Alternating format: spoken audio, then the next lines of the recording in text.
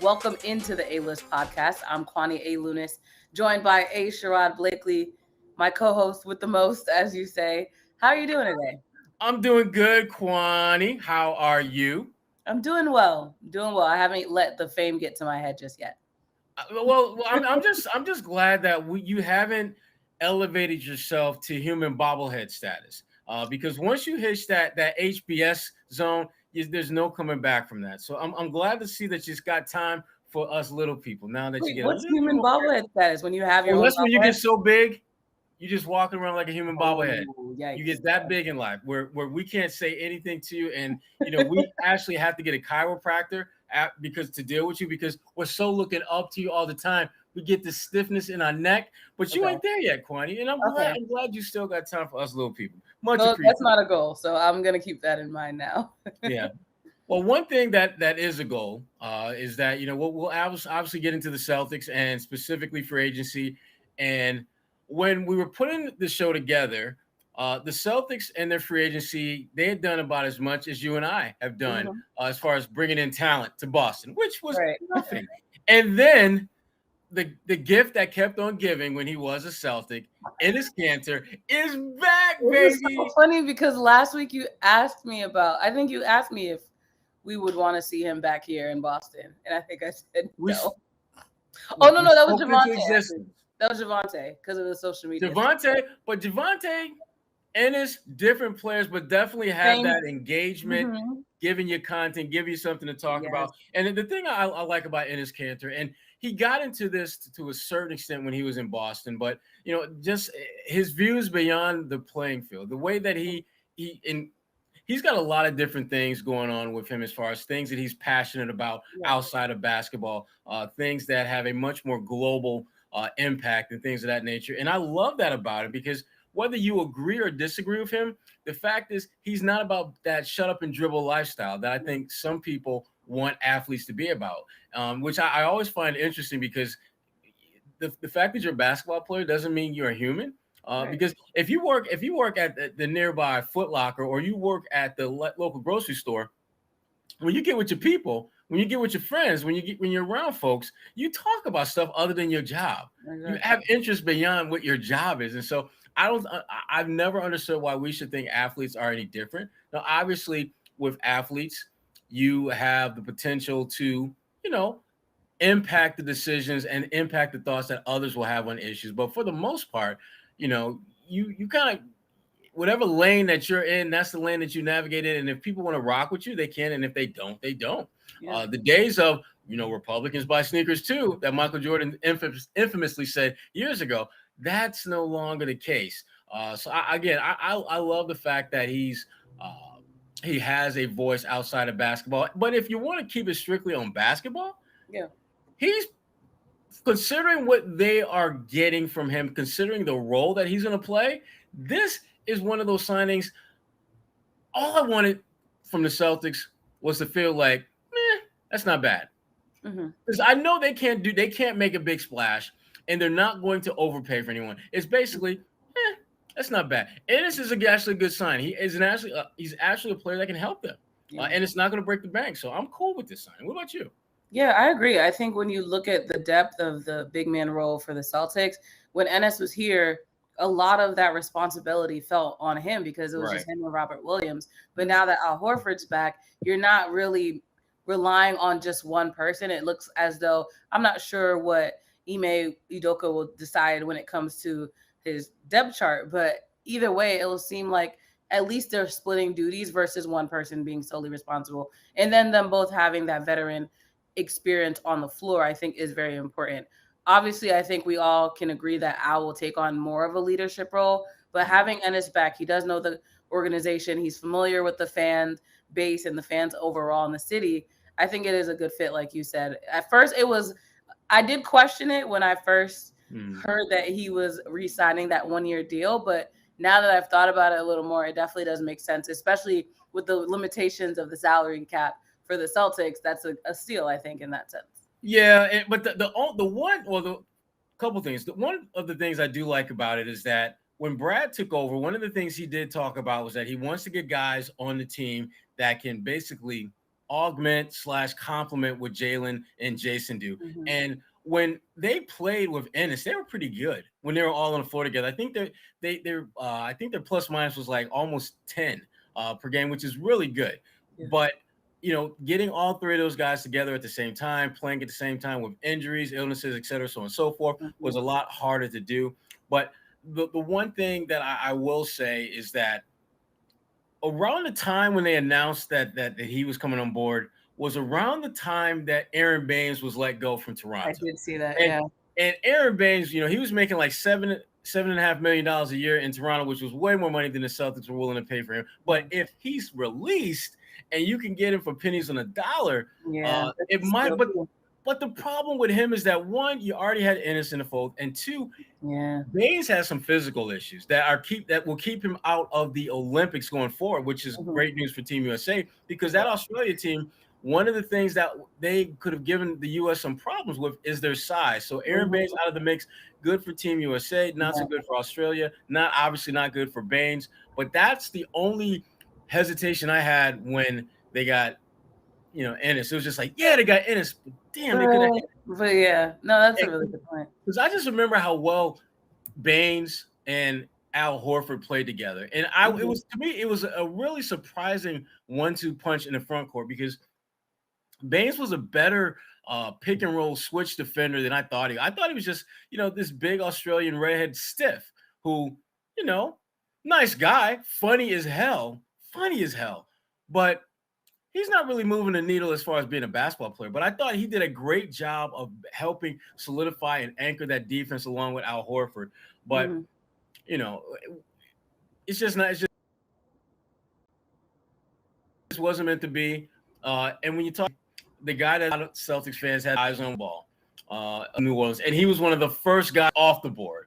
I mean, it was almost like Chicago was that kid waiting for the free agency period to start, who's like that kid waiting to jump into that double dutch. They were just like, as soon as it hit, as soon as they say we can start talking, we know exactly what we're going to do. We're going to jump in. We're going to kill it right off the bat. And they did. That was a really good pickup for them. Certainly a big blow to the Celtics. But if the Celtics were seriously think the Celtics would have taken Lonzo, though. Everyone kept saying, why didn't we get Lonzo? But they never really had a chance. But it was great to talk about, because there was a pathway by which they could have acquired him, but it would require him wanting to come to Boston, which there was no indication that was the case. It would have required the Pelicans seeing something in the Celtics roster, i.e. Marcus Smart, that they would want in return. And I just don't know if the Celtics are as committed to having him part of their big three going forward as a lot of people think. I mean, he's coming off a career year. He made more threes this last season than Trae Young. So Lonzo had a good season in New Orleans. Don't sleep on what he can do. But I'm not convinced that's the guy that the Celtics had in mind as far as being part of their big three. But certainly wish him a lot of luck in Chicago. I think he's going to be a good player. And I'm not at all salty or disappointed that the Celtics can get him, because it would have been great, but I just don't think they ever had a realistic shot. This isn't like a few years ago when they were like trying to court Kevin Durant and those guys, where they had the money, they had the roster spot, they had everything that you could offer that player that pretty much any other team could offer, and they didn't get him. With Lonzo, he never really had a shot. Yeah. Well, for the Celtics, Marcus Smart is another player who hasn't been moved. It doesn't seem as though he's been talked about when it comes to some kinds of trade. Well, we haven't seen Brad necessarily make any trades. What do you think that says about Marcus's future with Boston? Well, here's the thing about Marcus and his future. When it comes to player movement, as motivated as the team that you're with is to move you, there has to be someone just as motivated to bring you on board. And I think that's where the disconnect is happening right now. There are a lot of NBA teams that like Marcus Smart. There's a lot of NBA teams that if Marcus Smart were waived today and you could get him for pennies on the dollar, he would have a line it would be looking like Popeyes back in the day when the chicken sandwiches first came out, where you had people lined up all around the block for that sandwich, just to be one of the first to get that bite. And Marcus Smart would have that type of audience if they could get him for pennies on the dollar. But looking at his contract, which I don't think is a bad contract, but it's one where the Celtics will certainly want an asset of significance in return, probably a pick or two.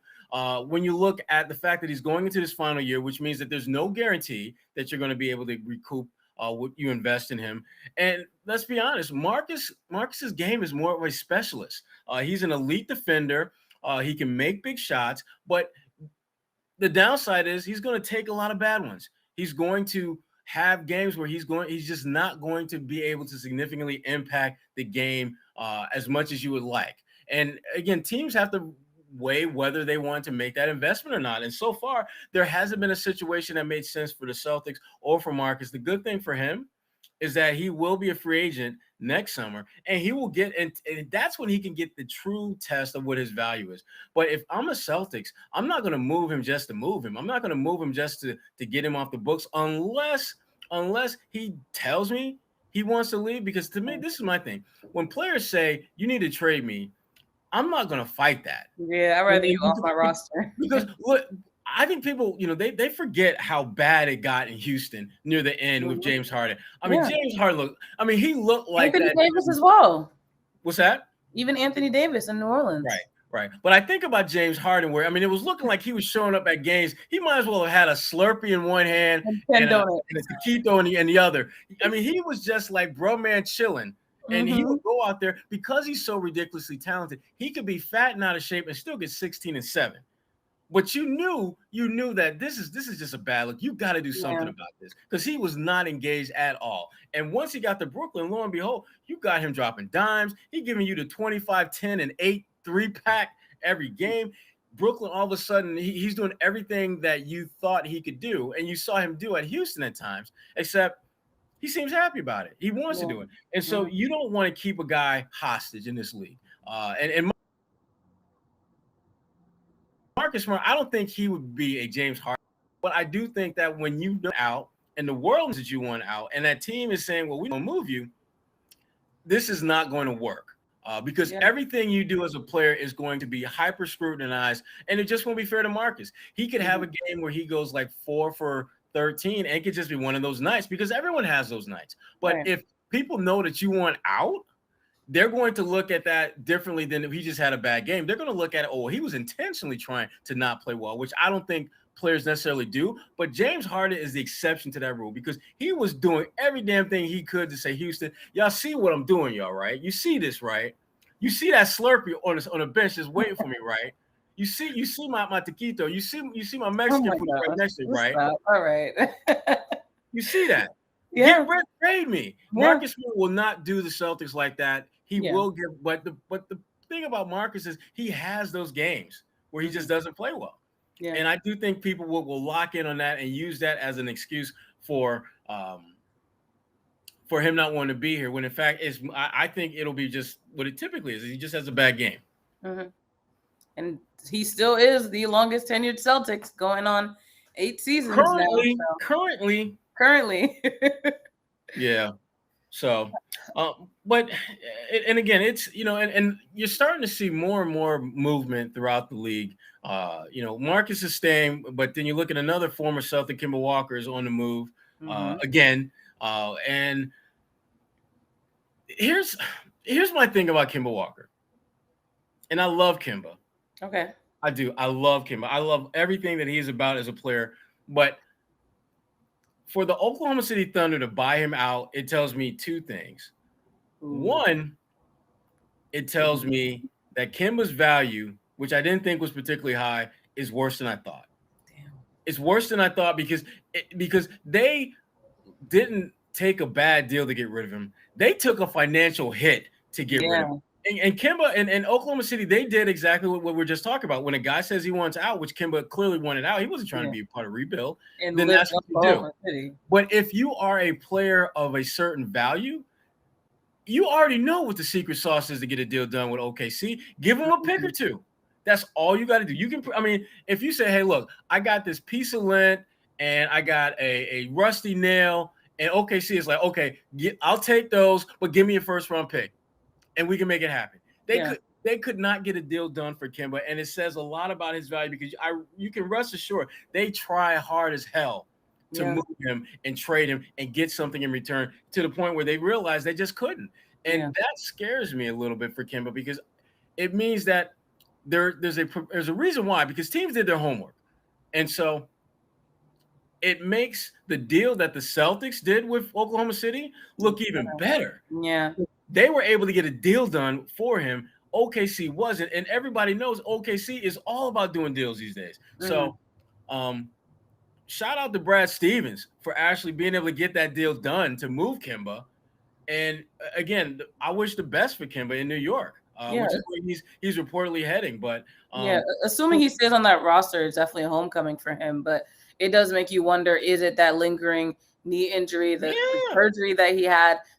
I'm assuming they had, like you said, the inspections, the health test or whatever before they decided to, buy him out. So if that's the case, will he even be able to play in New York? And that's right. The big and I feel bad about that, because, like I said, Kemba's a good dude. And I love the fact that guys because when you think about Kemba Walker and his basketball career, and again, it extends beyond the NBA. It goes back to when he was at UConn, goes back to when he was at high school balling in the Bronx. And the iconic moments in Kemba Walker's basketball life have happened on that Madison Square Garden floor. I mean, it will forever be ingrained in my head watching Brad Wanamaker at Pitt try to guard him, and then they get a switch, and Brad Wanamaker is off the ball, and he's looking at Kemba, and Brad is thinking like, "Damn, I gotta switch back. I gotta switch back," but he doesn't, and so big fella got his ankles broke badly. Kemba raises up, wins the game. Boom. Those Knicks fans are going to want to see some of that. Knicks fans are going to hold on to those memories, and I hope that Kemba Walker can deliver that, because, again, good guy, has done things the right way throughout his career, but the fact that there really wasn't a market to trade him in, the fact that there wasn't anything that OKC could realistically do that would get them something in return, it does not speak well for Kemba Walker. Hi guys, Cedric Maxwell here. I want to take a minute to tell you about Marigold Medical. I'm used to keeping my body in great shape, but with arthritis, even the most simple everyday tasks became unbearable. As soon as I called Marigold Medical, I knew I was in good hands. No drugs, no surgery, just an experienced team of caring professionals that wanted to get me back to doing the things I love. Make the call to Marigold Medical and get back to pain-free life. But you know who else has got like some miles and they've been in the game for a minute? The new look Los Angeles Lakers. I mean, here's the thing about their team now. On paper, you're looking at this roster, and we talk about LeBron. Yeah. You got Which Russell I have a deleted tweet to read. Yeah, you got Russell Westbrook. You got Carmelo Anthony. You got Dwight Howard. You got Anthony Davis. You got Trevor Ariza. You got Kent Bazemore coming off the bench. I like Kent Bazemore. He's got a little dog in him. You got, old man Marc Gasol still in the building. Here's the thing. This is an absolute, without question, championship roster. Yeah. If this were 2017. Because if this was 4 years ago, this would be the death squad lineup. They could take you out 1 through 8 without hesitation. I think this group is going to be very good. Yeah. I think they're going to win a lot of games, because that's just what LeBron James crews do when LeBron James is healthy. But I'm not quite ready to anoint them the team to beat in the West, because I think Golden State is going to be coming back with a vengeance. I think the Clippers, I think you can kind of cast them to the side, because without Kawhi, I just don't think they're going to be at that championship caliber level. Phoenix is bringing the band back for the most part, so let's not sleep on them. Yeah. Utah ain't going nowhere. Denver's not going anywhere. Yeah. So I think the Lakers are going to be good. But I'm not as hyped of them winning a championship, because this is 2021, not 2017. Yeah, I'm with you on that one. I understand that roster is stacked, but when it comes down to it, how are they going to play together? LeBron, how is he? He is still good at this age, but how is he going to pull all of this talent together and really create another championship, which obviously is his goal? And I wanted to bring up this tweet because LeBron listens to all the hate on the internet. Listen, he does, and and the thing I love about LeBron is more times than not, he's smart enough to use that hate for good. Oh, so, sure, absolutely, he'll use it to motivate him. But he tweeted and he actually deleted it a few hours later saying, keep talking about my squad. Our personnel ages. The way he plays, he stays injured. We're past our time in this league, et cetera, et cetera, et cetera. Do me one favor, please. And I mean, please keep that same narrative energy when it begins. That's all I ask. Hashtag thank you. Listen, King emoji. The Banana Boat crew is ready to hit the ground running. He is not here for anything y'all are saying. Keep that same energy. and I will. I absolutely will because here's my thing. That group is going to win a lot of games, and we're going to be talking about them all season. But here's the thing. LeBron James, when the season starts, will be 36. Russ, the young man of the crew, 32. Carmelo, 37. Now, Anthony Davis is only 28, but then you look at Dwight Howard is 35, Trevor Ariza, 36, Gasol is 36. I mean, this is a team that when you start looking at their top 7, 8 players, damn near every one of them is in their early to mid 30s, which if you got like 1 or 2, maybe 3 guys in that mix, then it's like you're considered a veteran team. When you got like 6 or 7, you got that team that's going to be knocking cats out at the Y in that 35 and up league. You're going to be dominating. Will be done. This is my theory. This team will go as far as LeBron's health will take them, because I think they can absorb health issues with those other guys, and I think they will. I think you're going to see games where others, just because of the fact that the wear and tear on their bodies over time, it's going to catch up to them, and they're going to miss some games. There's going to be a lot of load management with this crew, which to me is crazy. When you got like, damn, usually you have like 1 or 2, maybe 3 guys you got to load manage. They're gonna have like 7.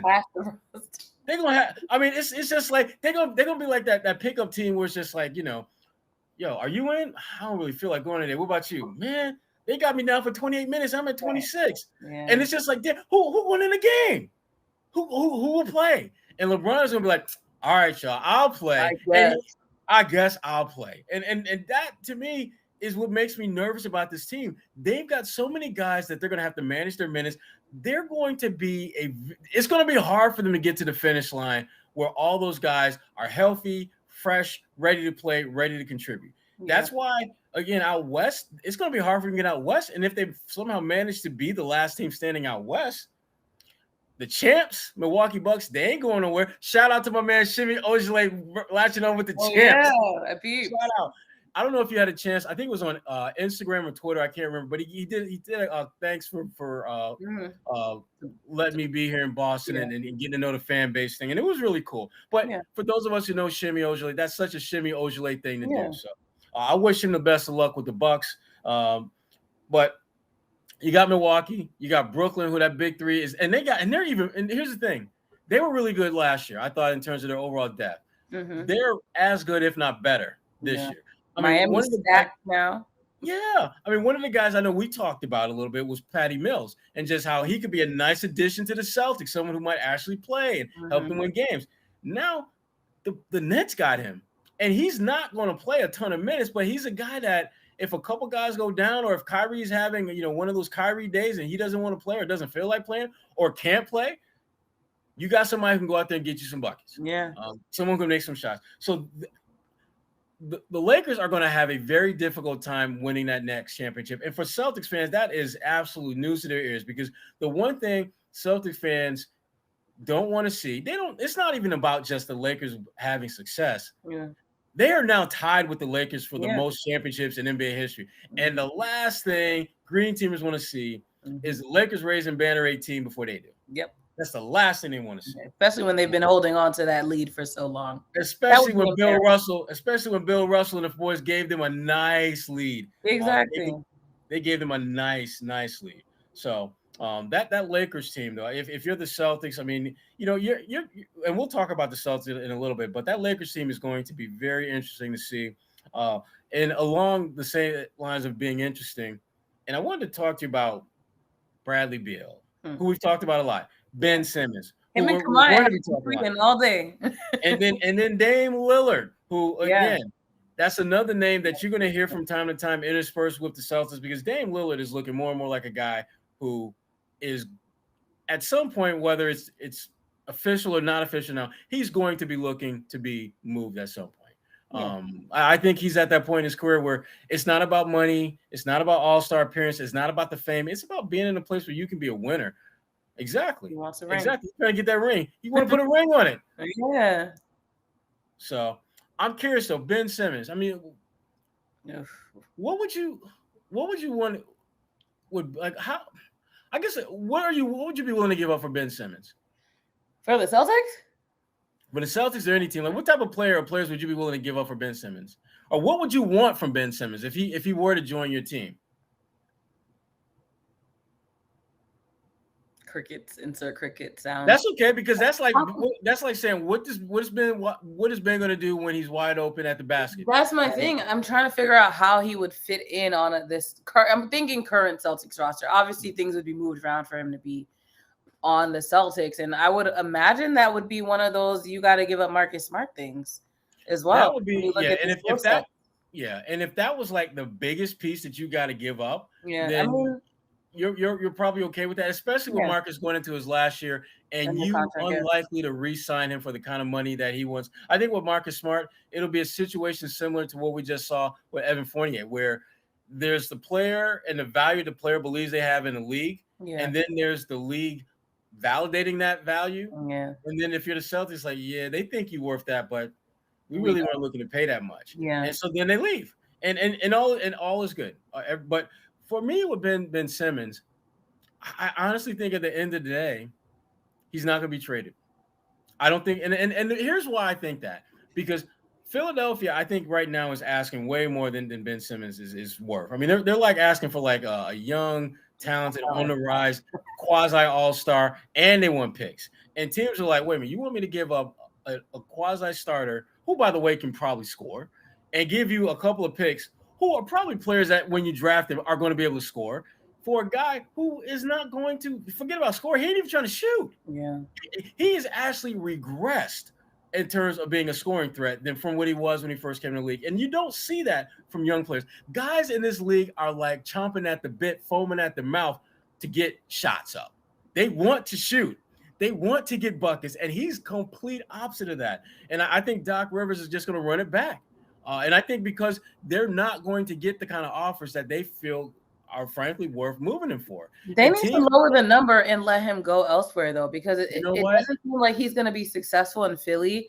The same way Markelle Fultz had to go to Orlando to just get that confidence, Ben might need to do the same thing. It's not working in Philly. And if Doc Rivers couldn't help him last season, I'm not exactly sure what he could do this season to really bolster that confidence. I think he's got to go somewhere like Sacramento, where you go there, you try to reestablish a value, and you leave them once you start develop a jump shot, and now you want to win. Because I think Ben Simmons, he has to. I think at some point he's got to realize that as long as he is going to limit himself as an offensive threat, he's going to limit his team's chances of being successful. And if you go to Sacramento, where for them success is like getting into the playoffs, he can do that. He can absolutely help that team get that 7th, 8th seed. And they've got some young talent when you start looking at their roster, where if you're Philadelphia, you wouldn't mind having Halliburton on your squad. You wouldn't mind having, one of their point guards on your roster. They've got some pieces where I think they could potentially put something together. But I think that's the type of team that Ben Simmons would need to go to. But here's the thing that to me, the X factor in all this, you have to have an organization smart enough to put that deal on the table. And I don't think the Kings are. I think the Kings are thinking, nah, we're good with our young guys. We're just going to develop them and keep fighting for that number 9 spot in the West.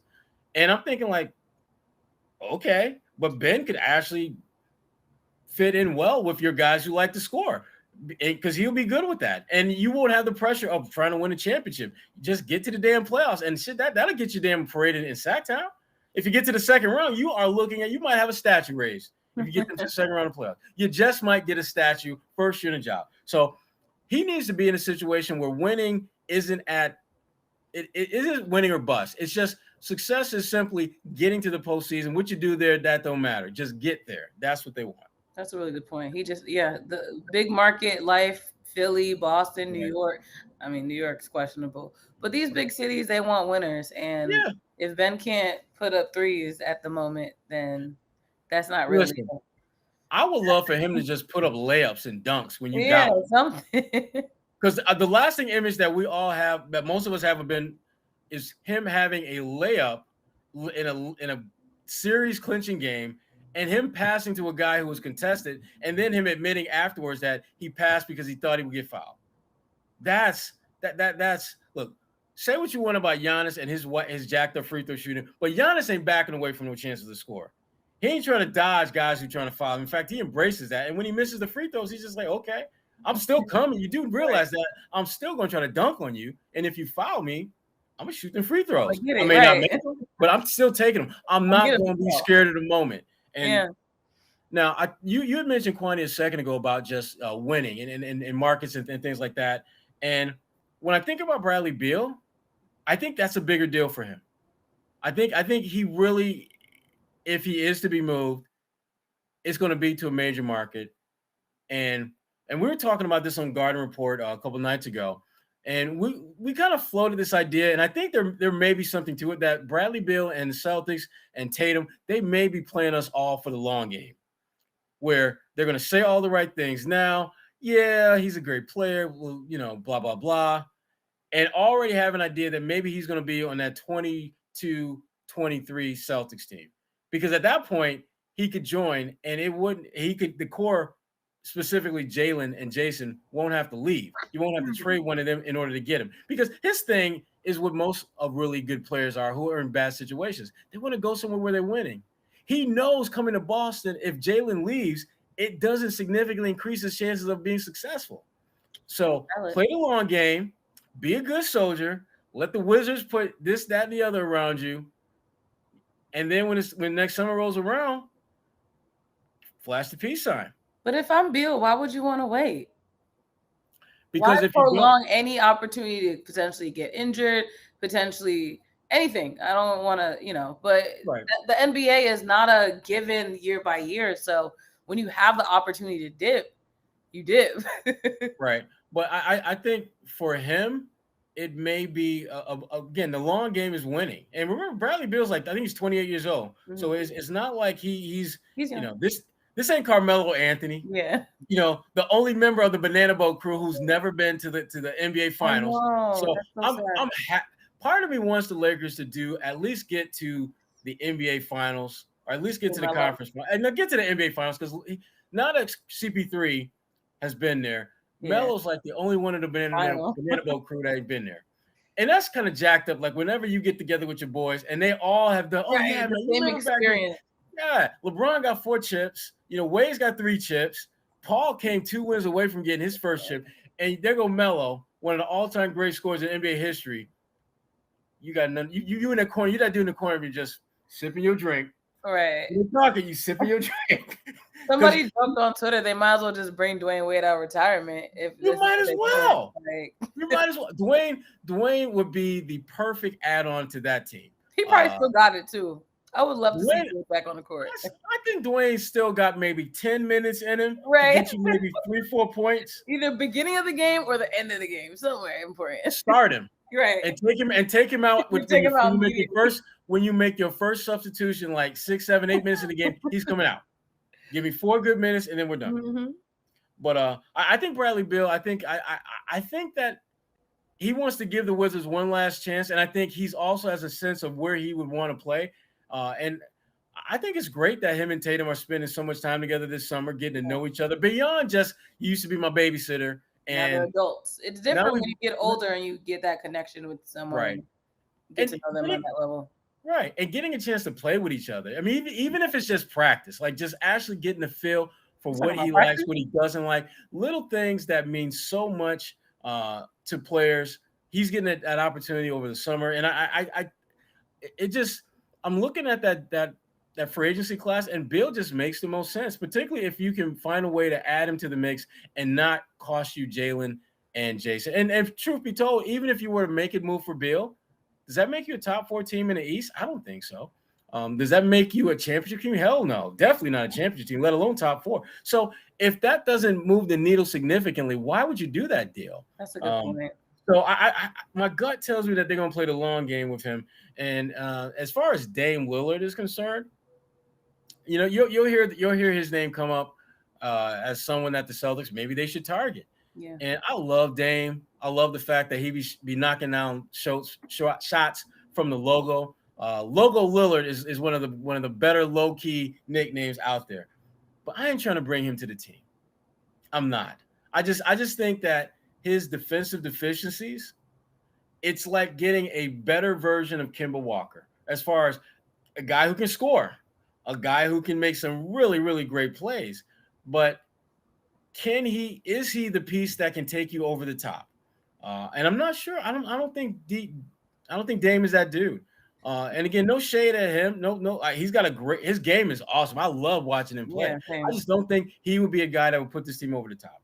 I understand what you mean. There's a lot that you would have to give up to get a piece like Lillard on the team. But then, to your point earlier about Bradley Beal, does he make you a championship contender? Does he even make you an Eastern Conference Finals contender? And I think, assuming Jalen has to be given up and a few other pieces, Jalen and Tatum together is already a duo that Boston fans already see as going to they have already seen go to the Eastern Conference Finals. So you remove Jaylen Brown from that equation, you insert Lillard, and it still feels like there's a big deficit. So I don't think that's a move that Brad Stevens would make unless he was really confident in there being something else that could really bring them to at least the Eastern Conference Finals. But as of now, I'm not necessarily sold on it. But I agree with you. Lillard is a phenomenal player to watch, and seeing him in Boston would be a treat, I think, for anyone. Would be a treat. But again, what is the long-term goal, and would that help the Celtics get to that goal? Right. And again, we're talking about what I would like to call, top shelf items here. This is when you go to like Rodeo Drive and you start window shopping, knowing you got a little bit more than lit in your pocket, but you ain't got that kind of money. Yeah. And you're like, that would be nice, but I don't know if that's a good fit. That would be nice. But I tell you what we definitely, and by we I mean the Celtics, they can definitely afford is them cats they got on their summer league squad. This is the bin. This is that bargain basement bin. Like everything in there, you ain't even got to reach for your wallet to know you got enough money to afford these guys. But but again, the issue is, are they worth it? And when I look at the summer league squad, I mean, you've got obviously Aaron Nesmith, you've got Pritchard, you've got Romeo. You've got the guys that were on the team last year. Grant Williams did decline, though. Grant Williams declined the offer to play at summer league. I ain't mad at him for doing and that. I heard him get criticized on a local radio station because millennials want to take breaks. Well, listen, I am not. This is the thing that I think some people sometimes lose sight of is that when you get to the NBA, the goal is to stay in the NBA as long as you can. It becomes a business. And I think Grant Williams saw the business side of things last year in a way that I don't know if he knew it was going to be like that. I mean, Grant Williams was a guy that came in, late first-round pick, great personality, very loquacious. People, talked that up about him. Made a couple of nice moves early on in his career, but he had that stretch where he could not make a three to save his life. And he has to be able to do that as an undersized four. And then we saw this past year where, Grant was logging a lot of minutes, and statistically speaking, it was a lot of empty calories. Plus minus looked good, but there wasn't anything that he was doing that you could call a discernible skill that you could rely on consistently. And to me, Summer League, for young players, you're looking to establish your foundation. And I think for Grant, he would be much better served working on that part of his game in training camp. Because if I'm him, I'm thinking, I don't want to be Gershon in Summer League. I don't want to go to Summer League, don't play so great. Next thing you know, I'm on a flight outside the country, playing instead of playing in front of thousands of fans, I'm playing in front of like a few hundred. And instead of, me just being part of this really great league, the most talented league in the world, I'm playing for a league that's it's all right. It's all right. You don't want to be that dude. And then and because once you leave the NBA, it's incredibly hard to get back in. It's the ultimate club for ballers. Once you get in, you ain't trying to lead to the club tell you can't stay no more. And you hoping that you can, when they start looking around, who do we need to get rid of? You need to have your drink in hand, and then hope that they don't see you. You need to be as inconspicuous as possible. And I think for Grant, that's a smart move because I do think that if you were to be on the summer league team, I do think that he could potentially do more harm than help himself by doing that. So shout out to Grant Williams for being smart about the game. Respect the game. I respect Smart that. millennials. I absolutely respect that about him. But the one thing about the summer league team, it's going to be the Yam Madar show. That's who we came to see. That is who we absolutely came to see. But there's another guy that I want to see. Who's that? And it's a guy that not a lot of people, some people may remember him, but he's not someone that just jumps off the pages. And that is Zach August. Played at Notre Dame. He was born in Cambridge. I think he played in Marlboro. Yeah, he played he was like a 4-year guy at Notre Dame. Is this a new 10 questions with NBC 10 Boston guest? Oh, wow. Promoting at every moment. Play, Kwani, look at that. From Cambridge, though. I didn't know that. That's phenomenal. That's where he was born. But he had a good but not great career at Notre Dame. And, there were things about him that didn't necessarily translate well to the NBA, which is why he was undrafted. But he's 6'10", 240. He's quick, good rim runner. You love this. He's half Greek, half Haitian. Ooh! I'm rooting for him. Yes, he speaks Haitian Creole, actually, from my understanding. Wow, his Creole's probably better than mine too. I'm ashamed. But I think he would be someone that, again, I was thinking this before they got Enes Kanter, but they're still probably going to look to add one more big, and so who knows? And they may sign him to a 2-way contract and go that route with him. Who knows? He's like 27, 28 years old, something like that. So age-wise, he's in a good place. Experience-wise, having played a couple years overseas. He wouldn't be a bad guy to see him in a G League kind of develop and see whether that's someone that you could add to the main team at some point. But Yam Madar is the one that we're all curious about, that we all want to see. And what are your thoughts about him? I mean, I don't know what to expect. What do you think? I'm in the same boat. You have the scouters that immediately when you hear him, everyone's on Twitter like, according to my research, I've seen this and he's great. He's a great fit for the Celtics. Take it with a grain of salt. I want to see what he does in Summer League. I know that's not the be-all, end-all. I've said that before. Summer League is really just a showcase of whatever skill sets these players have on a – it's like I like to see it as like that midway point between high school and college when you get that summer program. And it's not as high-paced as college will be, but you get a little adaptation to it, and I think that's what Summer League is. So if we can see what Yam gives us in Las Vegas, and we can kind of translate that to the Celtics season, then I'll be a little more, I think, informed when I can see with my own eyes on that next level, because it's still a different level of basketball. Yeah, I've seen so many Summer League superstars that became regular season. Wait, who is that? Mm-hmm, exactly.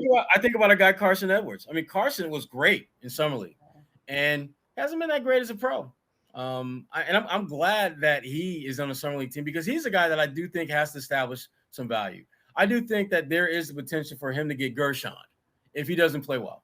It would not surprise me or shock me. And I hope he does well, because, I mean, I look back at his career at Purdue, hell of a shooter.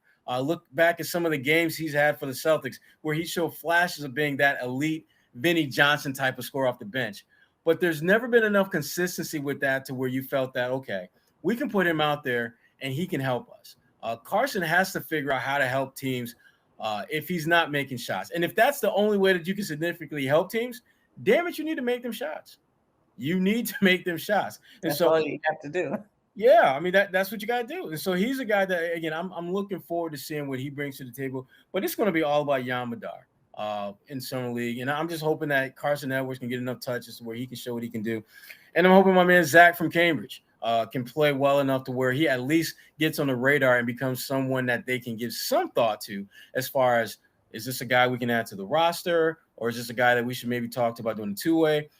And, it would be a great dilemma for them to have, where you can have a young guy like that you could potentially add to the fold. So I'm feeling it. Exciting.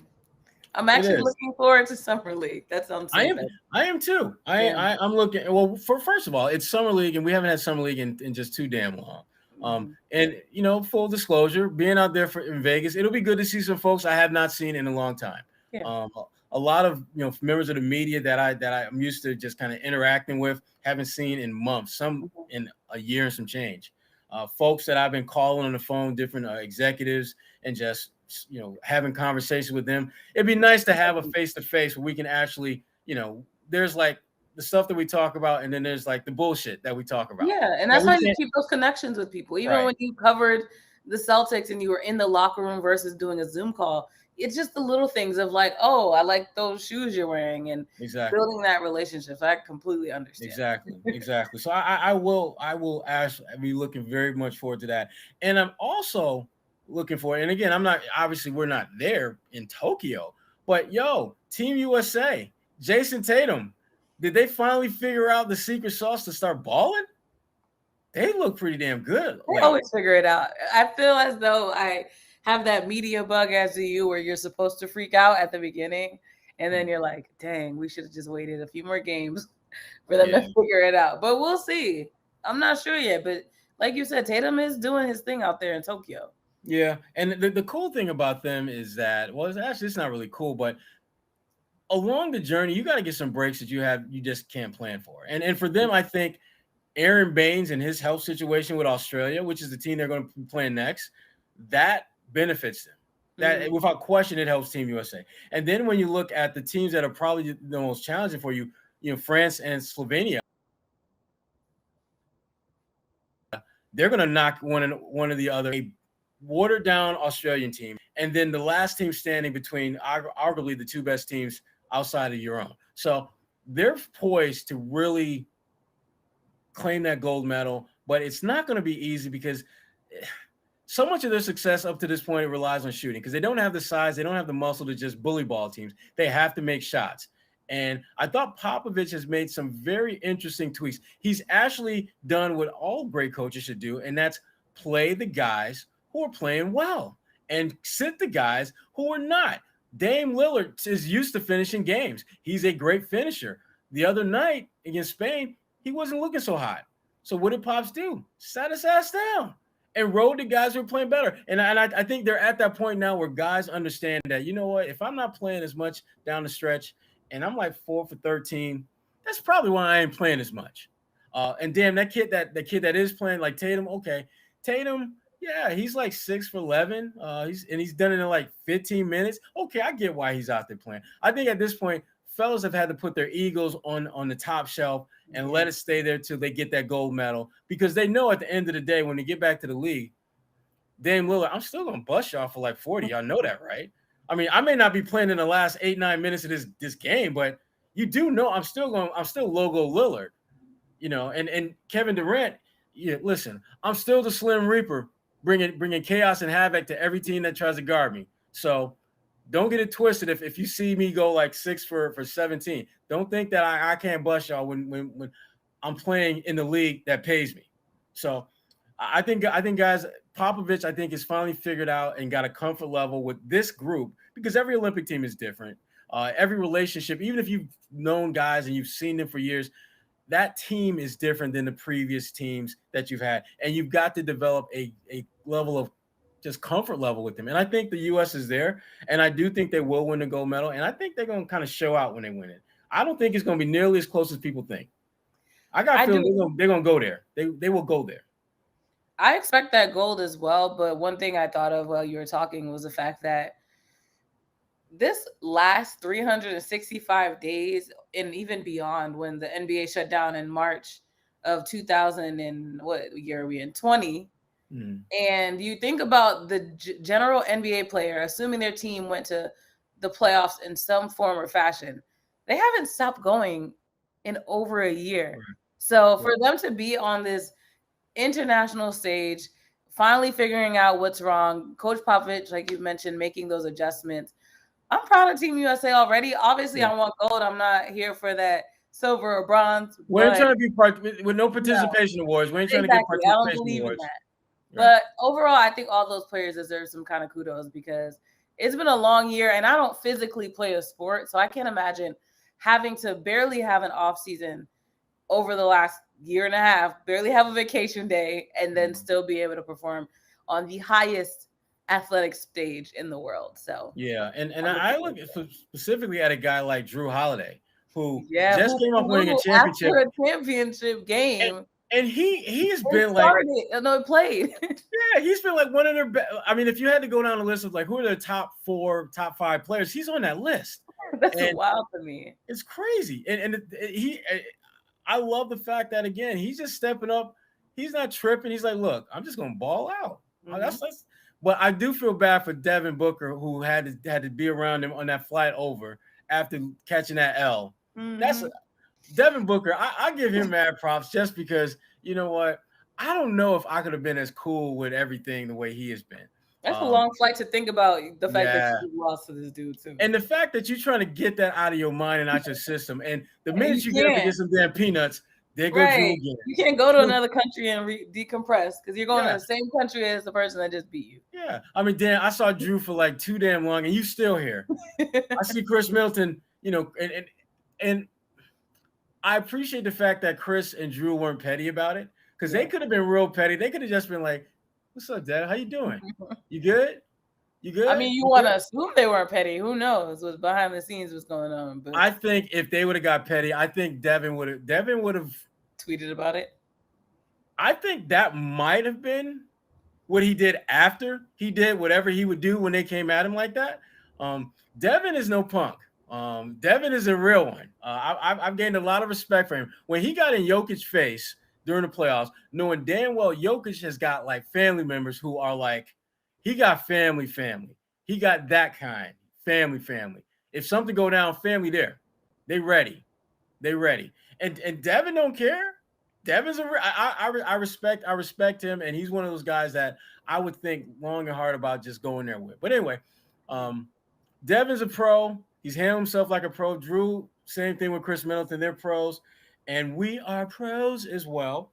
So Kwani, yes, you got a lot of stuff going on. A lot of stuff going on. I'm glad you got time for us, folks. I really am. But talk a little about some of the stuff you got going on, particularly some of the NBC 10 content you got working on.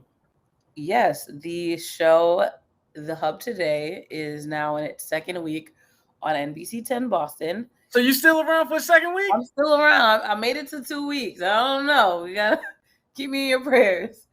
But it's an 11:30 a.m. show. It's a lifestyle entertainment.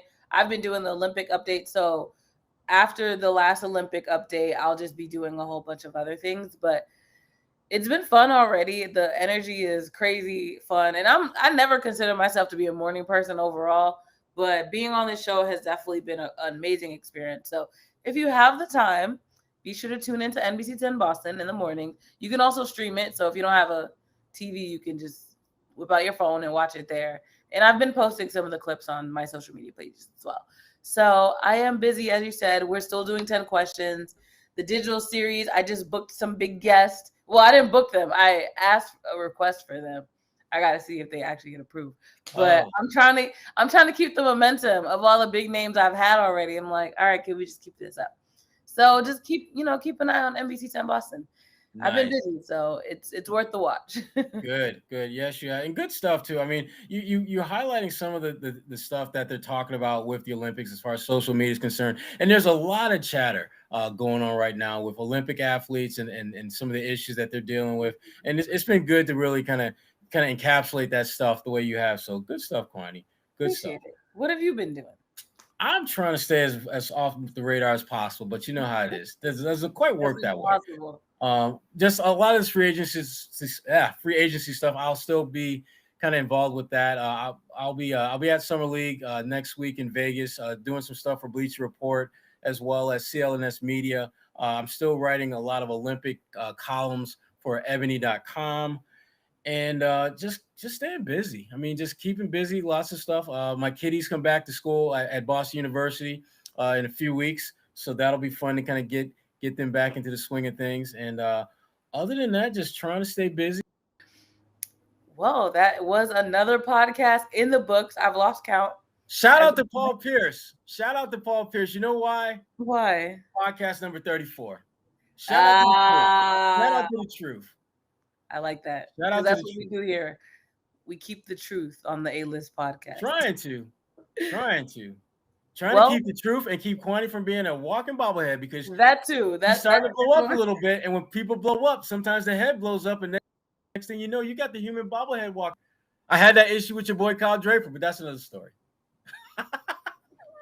He's not even here to defend himself. I know. I have to bring her back in. Now we'll find out if he's a loyal listener. I have to bring her back in and tell him to his face, because I've told him that before. So ain't nothing we've heard it before. Great podcast, Sherrod. As always. For A. Sherrod Blakely, I'm Kwani, a. Lunis. Thank you for listening to the A-List Podcast. We are out.